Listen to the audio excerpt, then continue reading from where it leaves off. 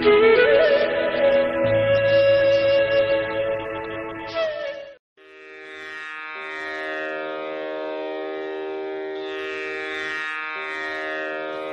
श्रीदेवी कवचम्।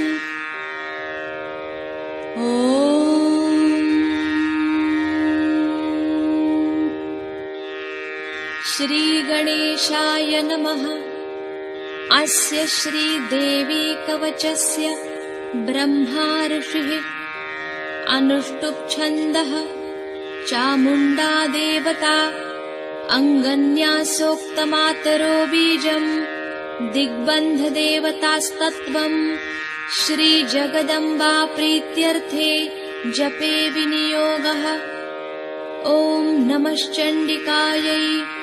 ॐ मार्कण्डेय उवाच यद्गुह्यं परमं लोके सर्वरक्षाकरं नृणाम् यन्न कस्यचिदाख्यातं तन्मे ब्रूहि पितामह। ब्रह्मोवाच अस्ति गुह्यतमं विप्र सर्वभूतोपकारकम् देव्यास्तु कवचं पुण्यं तच्छृणुष्व महामुने। प्रथमं शैलपुत्रीति द्वितीयं ब्रह्मचारिणी तृतीयं चन्द्रघण्टेति कूष्माण्डेति चतुर्थकम् पञ्चमं स्कन्दमातेति षष्ठं कात्यायनीति च सप्तमं कालरात्रिश्च महागौरीति चाष्टमम् नवमं सिद्धिदात्री च नवदुर्गा प्रकीर्तिताः। उक्तान्येतानि नामानि ब्रह्मणैव महात्मना अग्निना दह्यमानस्तु शत्रुमध्ये गतोरणे विषमे दुर्गमे चैव भयार्ताः शरणं गताः न तेषां जायते किञ्चिदशुभं रणसङ्कटे नापदन्तस्य पश्यामि शोकदुःखभयं नहि यैस्तु भक्त्या स्मृता नूनं तेषां सिद्धिप्रजायते ये त्वां स्मरन्ति देवेशि रक्षसे तान्न संशयः।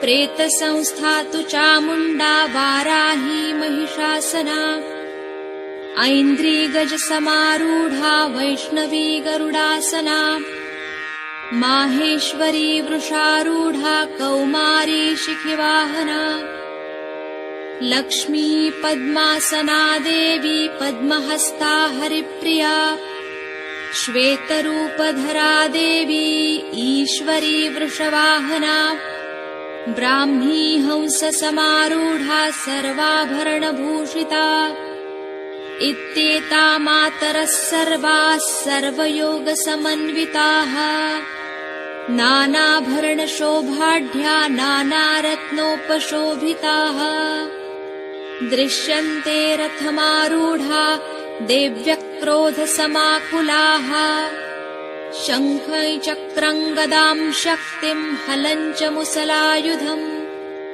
खेटकं तोमरं चैव परशुं पाशमेव च कुन्तायुधं त्रिशूलं च शार्ङ्गमायुधमुत्तमम् दैत्यानां देहनाशाय भक्तानामभयाय च धारयन्त्यायुधानीत्थं देवानां च हिताय वै नमस्तेऽस्तु महारौद्रे महाघोरपराक्रमे महाबले महोत्साहे महाभयविनाशिने त्राहि मां देवि दुष्प्रेक्ष्ये शत्रूणां भयवर्धिनि प्राच्यां रक्षतु मामैन्द्री अग्नेय्यामग्निदेवता दक्षिणेवतु वाराही नैऋत्यां खड्गधारिणी प्रतीच्यां वारुणी रक्षेद्वायव्यां मृगवाहिनी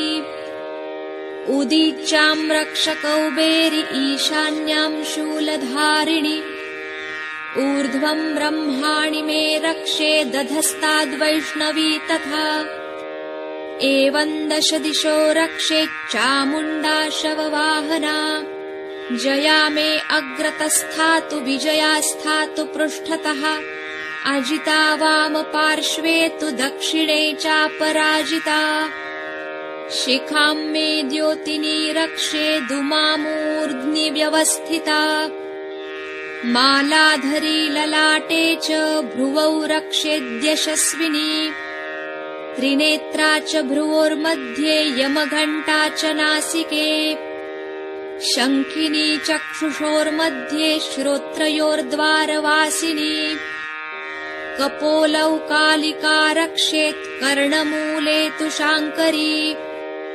नासिकायां सुगन्धा च उत्तरोष्ठे च चर्चिका अधरे चामृतकला जिह्वायां च सरस्वती दन्तान् रक्षतु कौमारी कण्ठमध्ये तु चण्डिका घण्टिकां चित्रघण्टा च महामाया च तालुके कामाक्षी चिबुकं रक्षेद्वाचं मे सर्वमङ्गला ग्रीवायां भद्रकाली च पृष्ठवंशे धनुर्धरी नीलग्रीवा बहिः कण्ठे नलिकान्नलकूबरी खड्गधारिण्युभौ स्कन्धौ बाहू मे वज्रधारिणी हस्तयोर्दण्डिनी रक्षेदम्बिका चाङ्गुलीस्तथा नखाञ्छूलेश्वरी रक्षेत् कुक्षौ रक्षेन्नलेश्वरी स्तनौ रक्षेन्महालक्ष्मीर्मनःशोकविनाशिनी हृदये ललिता देवी उदरे शूलधारिणी नाभौ च कामिनी रक्षेद्गुह्यं गुह्येश्वरी तथा कट्यां भगवती रक्षेज्जानुनी विन्ध्यवासिनी भूतनाथा च मेढ्रं मे ऊरू महिषवाहिनी जङ्घे महाबला प्रोक्ता सर्वकामप्रदायिनी गुल्फयोर्नारसिंही च पादौ चामिततेजसी पादाङ्गुली श्रीर्मे रक्षेत् पादाधस्तलवासिनी नखान्दंष्ट्रान् कराली च केशांश्चैवोर्ध्वकेशिनी रोमकूपेषु कौबेरी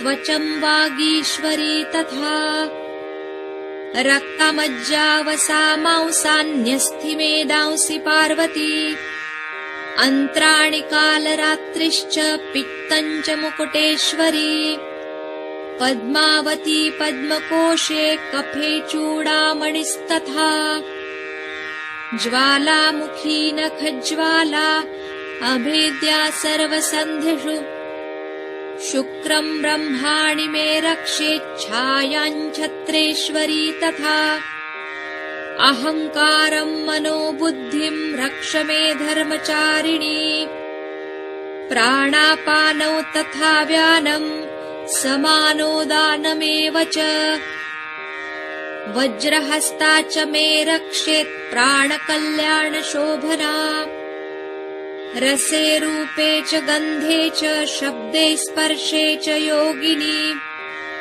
सत्त्वं रजस्तमश्चैव रक्षेन्नारायणी सदा आयु रक्षतु वाराहि धर्म रक्षतु वैष्णवी यशः कीर्तिं च लक्ष्मीं च सदा रक्षतु वैष्णवी गोत्रमिन्द्राणि मे रक्षेत् पशून् मे रक्ष चण्डिके पुत्रान् रक्षेन्महालक्ष्मीर्भार्यां रक्षतु भैरवी मार्गं क्षेमकरी रक्षेद्विजया सर्वतः स्थिता रक्षाहीनं तु यत्स्थानं वर्जितं कवचेन तु तत्सर्वं रक्ष मे देवी जयन्ती पापनाशिनी पदमेकं न गच्छेत्तु यदीच्छेच्छुभमात्मनः कवचेनावृतो नित्यं यत्र यत्राधिगच्छति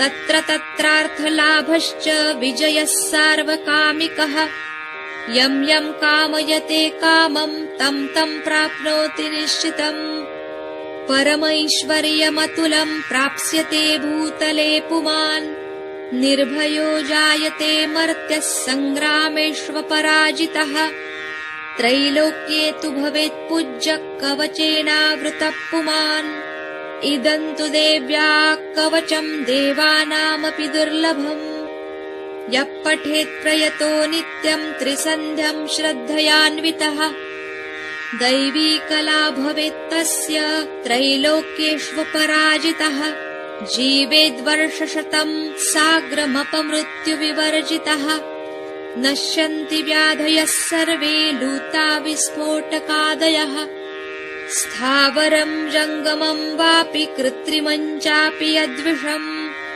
अभिचाराणि सर्वाणि मन्त्रयन्त्राणि भूतले भूचराखेचराश्चैव जलजाश्चोपदेशिकाः सहजाकुलजा मालाः शाकिनी डाकिनी तथा अन्तरिक्षचरा घोरा डाकिन्यश्च महाबलाः ग्रहभूतपिशाचाश्च यक्षगन्धर्वराक्षसाः ब्रह्मराक्षसवेताला कूष्माण्डा भैरवादयः नश्यन्ति दर्शनात् तस्य कवचे हृदि संस्थिते मानोन्नतिर्भवेद्राज्ञस्तेजो वृद्धिकरं परम् यशसा वर्धते सोऽपि कीर्तिमण्डितभूतले जपेत् सप्तशतीं चण्डीं कृत्वा तु कवचं पुरा यावद्भूमण्डलं धत्ते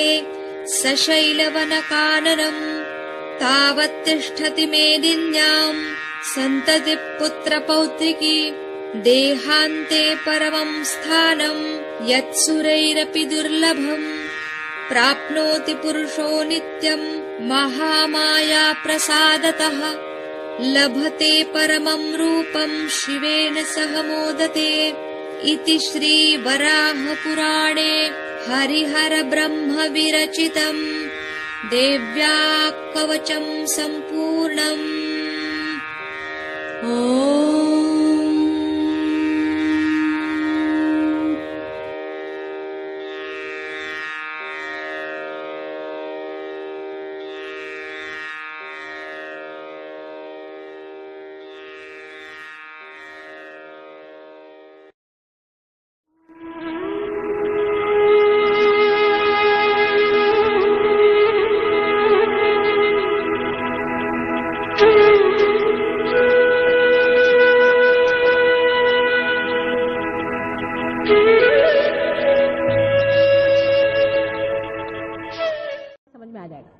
अभी ऊपर आए नाभि चक्र में, नाभि के चारों तरफ में ये आपका, इसको भवसागर में कहते हैं, ये बना हुआ है पेट, धर्म पेट में होता है।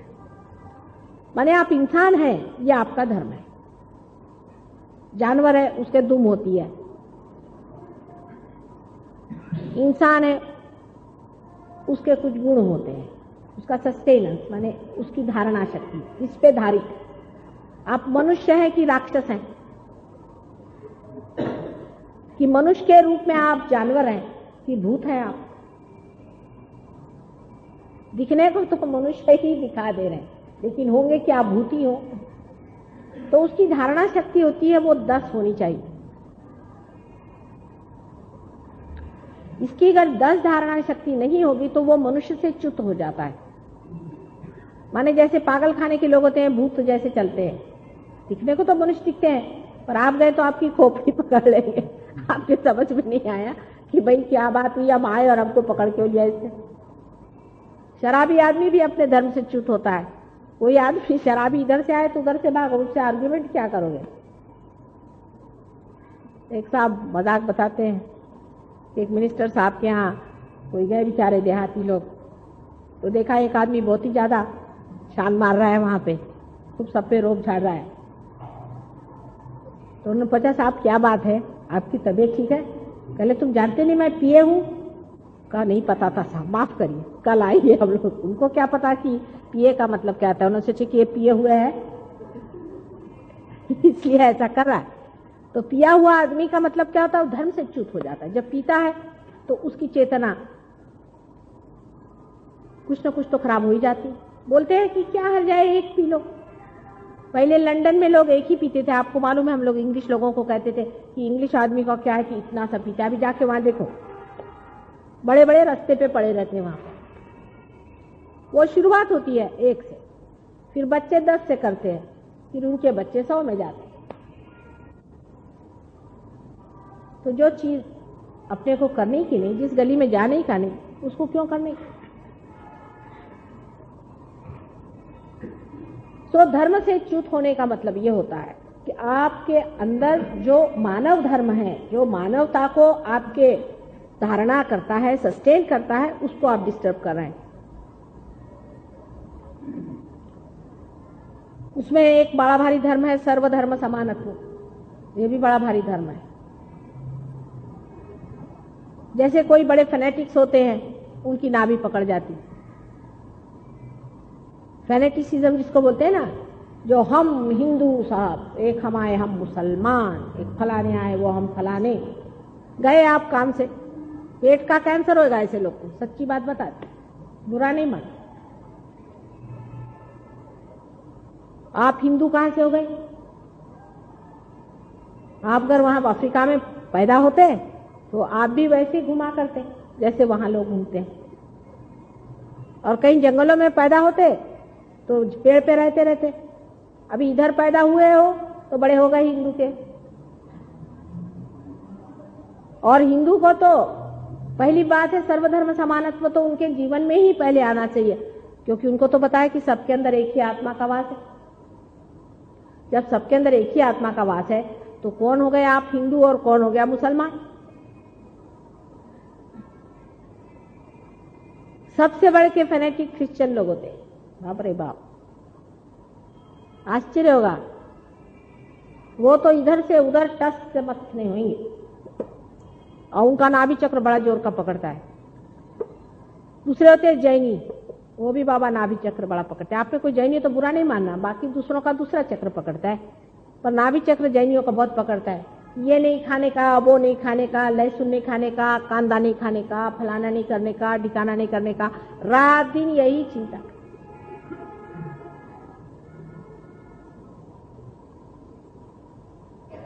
दूसरे होते हैं जो बहुत खदाड़े होते हैं, खाते ही रहते हैं, पारसी लोग। पारसी लोग का जीवन सारा खाने में जाता है, बुरा नहीं माना, उनको ये सब चलता है। उनसे भी बढ़ के होते हैं तो जापानी लोग, वो हर तरह की चीज खाते हैं। खाना कमती करो कहो तो फिर भूखे मरेंगे। कोई पारसी को मैंने बोली कि भाई खाना कम करो तो एकदम भूखे मरने लगे। जैनी को मैं बोली कि इतना मत करो, ऐसा नहीं करो, तो उसने गैया का गोश्त खा, फलाने का गोश्त खा, सारे दुनिया का गोश्त खा ले। मैंने कहा बाबा ऐसा थोड़ी मैंने बोली थी, मतलब बीच में आओ। हर समय खाने की बात सोचना ही ठीक नहीं बात है। अभी क्या खाएंगे, सवेरे क्या खाएंगे, शाम को क्या खाएंगे, ये हमारे कायस लोग तो पक्के, हमारे श्रीवास्तव कायस तो इतने खाने के होते हैं कि बस उनको खाना ही खाना, सुबह शाम तक उनकी औरत लोग इसी में लगे रहते। बड़े खदेड़ू लोग होते, बहुत मुश्किल काम है कायस के घर में रहना, बहुत ही खाने का होता है। ये इतनी अच्छा उसमें ये क्यों है ना बात, औरत की जिंदगी इसी में चलती है। वो तो पारसी से भी बढ़ के होते हैं श्रीवास्तव लोग, तो खूप कम थी नहीं होते। फिर हमारे महाराष्ट्रीयन लोग, त्यांना फार पाहिजे चमचमीत।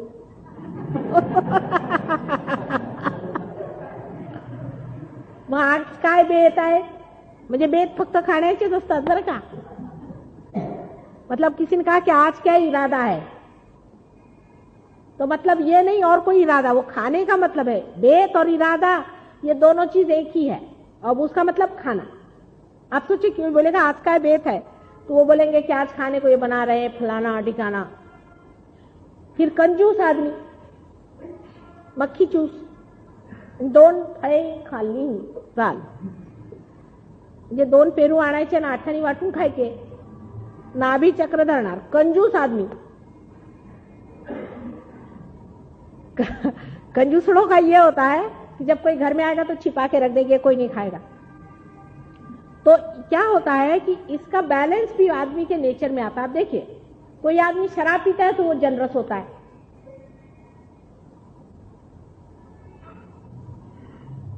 ऐसा इसका बैलेंस थोड़ा थोड़ा आता है। जैसे कि कोई शराबी आदमी होगा तो वो जरूर, कोई आदमी खदाड़ू होगा खाने वाला तो 4 आदमी को खिला के खाएगा।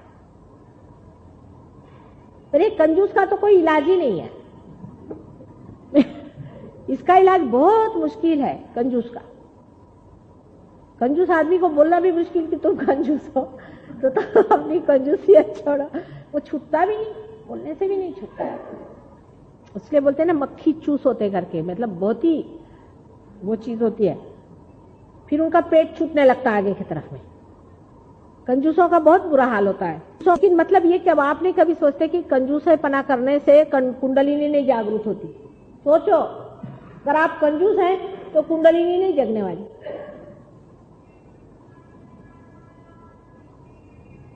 और इतना सर दर्द होता है मेरे को कंजूस लोगों से कि मेरे समझ में नहीं आता। कंजूसरी पना करना कोई जरूरत है ही नहीं इसकी। आप एक हाथ से दो, 10 हाथ से मिलेगा तुमको। दानी होना चाहिए आदमी को। जो आदमी खाता पीता रहता है कम से कम दानी होता है।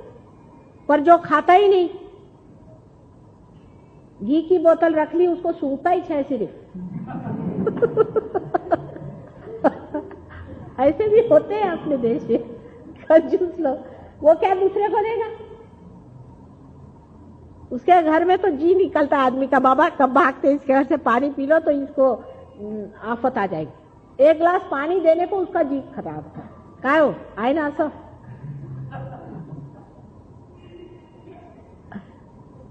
तो कंजूसड़े लोग, उनको भी नहीं होता, उनको नहीं होता है। और ये चीज बड़ी सीरियस बीमारी है कंजूसपना। कंजूसपना एक बीमारी है, सिकनेस। जैसा ज्यादा खाना है वैसे कंजूसेपना, ये भी बड़ी भारी बीमारी है। जिसको बीमारी लग जाए उसे दूर भागो, नहीं तो आप जाओगे तो आपको भी बना देंगे। वो बड़े जोर से लगती है। किसी कंजूस के घर में पैर पड़े तो सारा घर कंजूस हो जाएगा।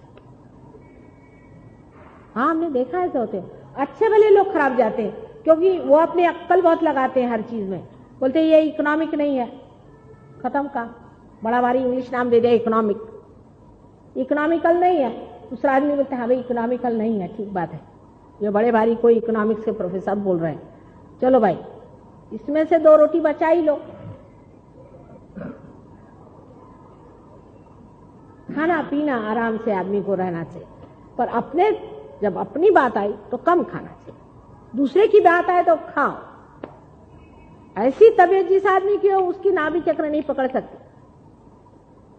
जो आएगा ले बेटा खा, तू खा, तू खा, ये ले, तूने ये नहीं खाया वो खा। अन्नपूर्णा का ही स्थान होना चाहिए। जैसे लक्ष्मी जी का स्थान अपने यहाँ माना जाता है, जिसकी कि हमारे नाभि में स्थापना करनी चाहिए।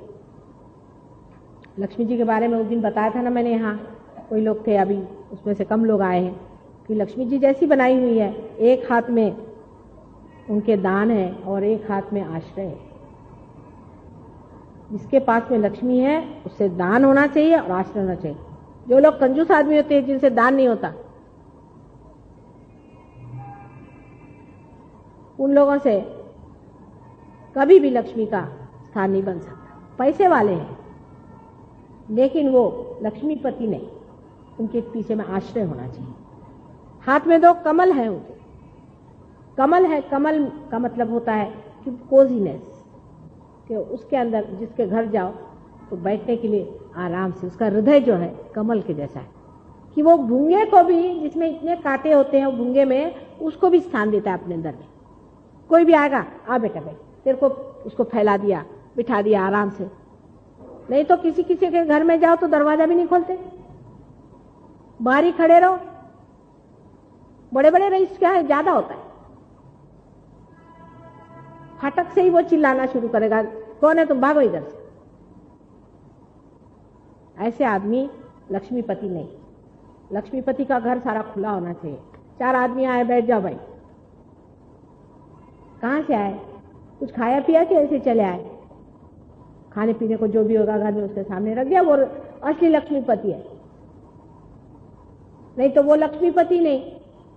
जैसे लंदन में लोग आए, रोज घर को सफाई करेंगे, पीतल का पॉलिश करेंगे, फलाना करेंगे, घर में एक चूहा भी नहीं आता, चूहा भी नहीं आने वाला, इतने कंजूस, उनके घर कौन जावे?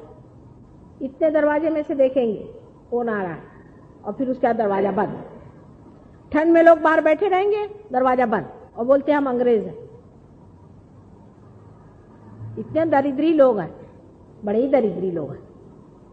हम लोग बहुत उससे दिल के बड़े लोग हैं। हिंदुस्तान में ऐसा नहीं, किसी भी देहात में जाओ, कहीं भी जाओ, गरीब भी होएगा, जो भी हो, माँ बैठ, एक थोड़ा सा कुछ नहीं, इतना सा दूध ही पी ले तू, मेरी तबीयत खुश हो जाएगी। कोई भी घर की औरत होगी, बाहर आएगी, बेटे तू कहाँ से आया, चल ले थोड़ा दूध पी। इनकी तो माँ बोलेगी कि तू न्यूज़पेपर बेच के पैसा ला तो मैं तेरे को खाने को देती। 13 साल का बच्चा हुआ, चला वो न्यूज़पेपर बेचने। औरतें, लड़कियां 13-13 साल की न्यूज़पेपर बेचती सवेरे उठ करके, सोचो। जब वो पैसा लाती तो माँ उनको खाने को देती है। ये तो माँ का तमाशा है। और अपने आप बच्चा कितना भी घोड़ा हो जाए, माँ बोलती चल बेटे तूने कुछ खाया ही नहीं। अपने आप उल्टा हाल है। तो भी ये अच्छा है, उससे ज्यादा खाने वाले उनसे अच्छे जो कंजूस है।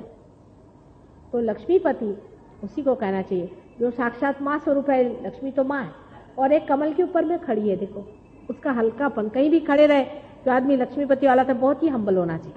पता ही नहीं चलना चाहिए कि ये आदमी के पास कितना है। अभी भी अपने बंबई शहर में मैं आपको बता सकती हूँ, मैंने बहुत से ऐसे लोग भी देखे हैं पुराने जमाने के, लाखोंपति हैं, पर एकदम सादगी से रहते हैं। लाखोंपति हैं, उनकी औरतें भी बहुत सादे कपड़े पहनती हैं। शर्म आती है कि पहले लोगों को कहने में कि हमारे पास पैसा है, कि हमारा मकान है। पहले कहते थे ना अपने यहाँ कि हमारे गरीब खाने में आइए।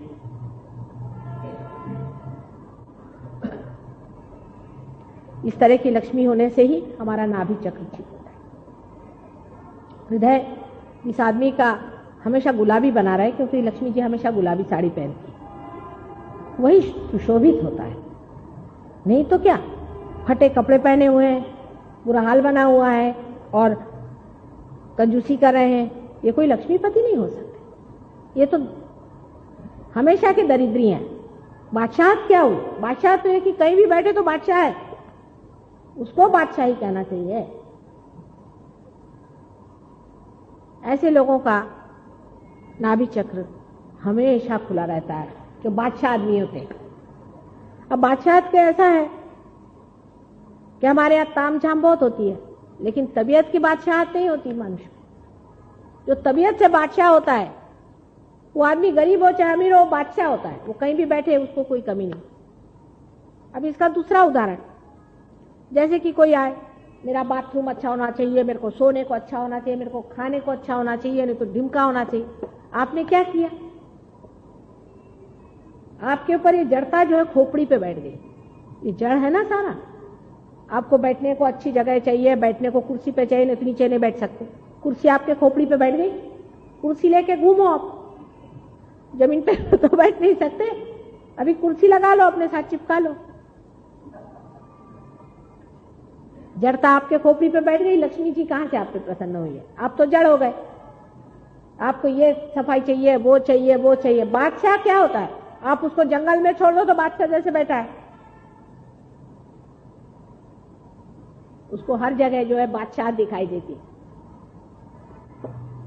उतनी दशा नहीं भी हो तो भी बहुत ज्यादा जो पर्टिकुलर है कि मैं तो घी का ही खाना खाता हूं, तो गया वो। और मैं तो फर्स्ट क्लास से ही चलता हूं, तो गया वो। कुछ भी मैं करता हूं इसकी शान दिखाने वाला आदमी लक्ष्मीपति नहीं हो सकता। लक्ष्मीपति का मतलब है शानदार आदमी। उसको बोलने में भी शर्म आती है कि कैसे मैं बोलूं इस बात को, कि अच्छा नहीं लगता, लज्जा सी लगती। किसी के घर में अगर कुछ कमी है भी तो चुपचाप बैठ जाए, वही बादशाह है। नहीं तो मेरे को ऐसा ही हार क्यों लाए, मेरे को ये लाओ, मेरे को वो लाओ, मेरे को ये चाहिए। हर समय जिसको भूख लगी हुई है, चीजों की भी, सामान की भी, ये मटेरियलिज्म जिसको कहते हैं। 10 साड़ी है तो भी 11वीं साड़ी चाहिए। उसने अच्छे कपड़े पहने तो मला पाइजे।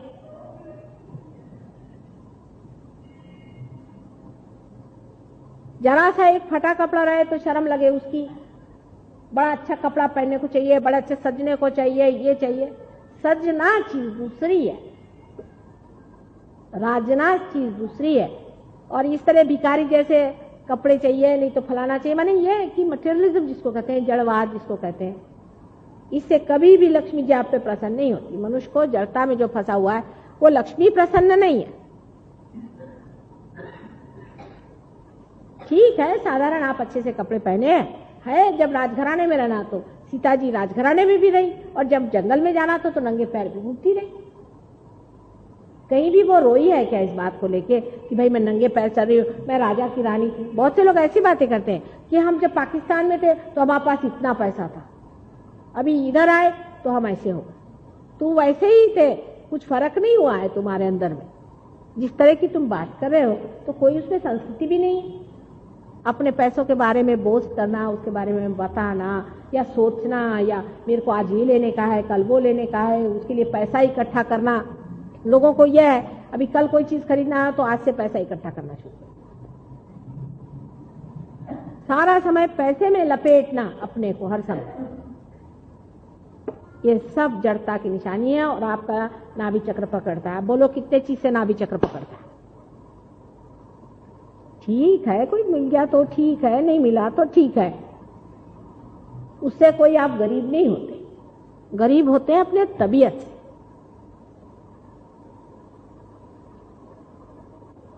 अब वैसे भी सोचो, जब आप कोई चीज को ले लेते हो तो दूसरी चीज को सोचते हो कि नहीं सोचते हो? इकोनॉमिक्स में लिखा है कि in general it is not satiable. ये जो है हाव या जिसको हवस है, ये कभी खत्म होती है? आज ये लिया तो कल वो चाहिए, वो लिया तो वो चाहिए, वो लिया तो वो चाहिए। इसका इलाज क्या? संतोष। बीच में संतोष में बैठे। संतोष इलाज है नाभि का। नाभि का इलाज है संतोष और समाधान। जैसे ही संतोष समाधान आ जाता है तो ये जो भवसागर की लहरें हैं ये सीधे चलने लग जाती है। और ये भवसागर सारा धर्म है।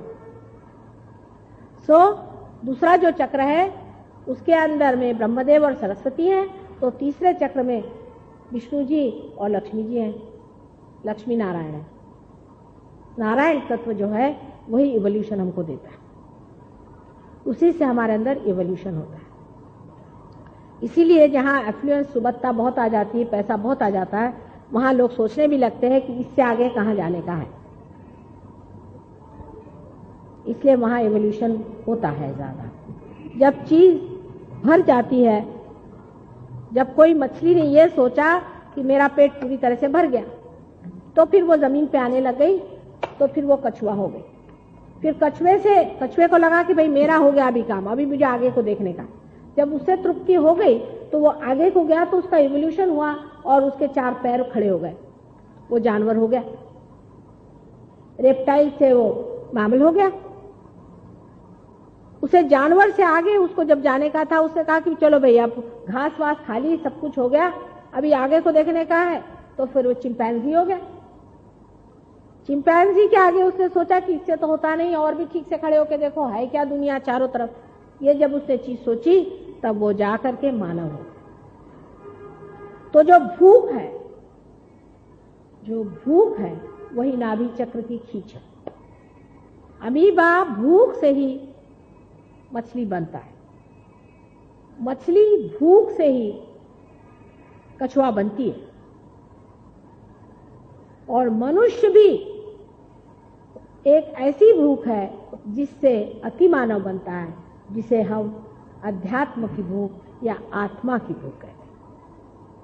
यह भूख ही है जिसे सीकिंग अंग्रेजी में शब्द है। खोज का रूप बदलते जाता है। जैसे बीज में से पहले पत्ती निकले, पत्ती में से फूल निकले, फूल से सुगंध निकले, उसी तरह एक से दूसरी चीज निकलती जाती है। अब जब मनुष्य स्थिति में जाकर के अगर आपको आत्मा की खोज नहीं है तो आप किसी काम के नहीं। आत्मा की खोज करना मनुष्य का धर्म है, और वो भी यही नाभि चक्र में ही होता है। अब जब आत्मा की खोज में मनुष्य आ गया, और उसको अगर खोज जड़ता की है और मैटर की है, तो वो आत्मा को कैसे खोजेगा? समझ में आ गई बात? समझ में आ जाएगा।